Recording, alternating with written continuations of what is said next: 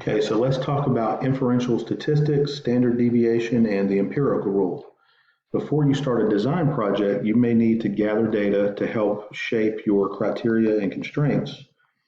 And if you gather a lot of data to make it more useful, you have to perform statistical analysis on it. So let's pretend we're going to design something for people to use at Laney High School. If we gathered data on everybody at the school, that would be the whole population. But if we could only gather it about people in our class, that would only be a sample. You can take a sample and make inferences or forecasts for a whole population based on that incomplete set of data. Okay.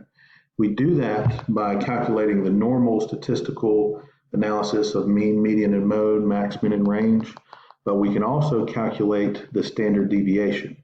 The standard deviation informs us as to how far the data spreads out away from the mean, so how much it deviates away from the mean. And if we have data for everyone in the school, we can calculate the standard deviation of the whole population, but if we're only using a subset, in other words, the people in our class, we can just calculate a sample of the standard deviation, okay? There's formulas for each one.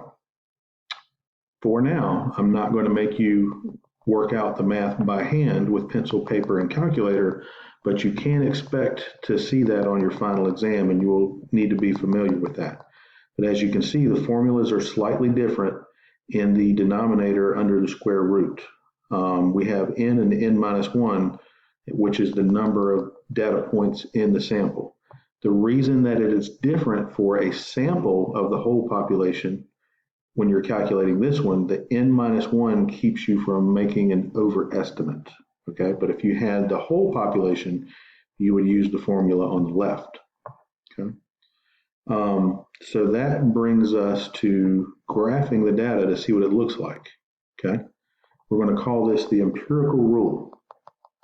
If we take our data and graph it, and that graph looks like any of these lines, it slopes up, comes up to a crest, and slopes back down where it's symmetrical on both sides, so it's evenly spread out from the mean.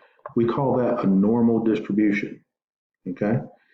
If we have a normal distribution, we can apply the empirical rule.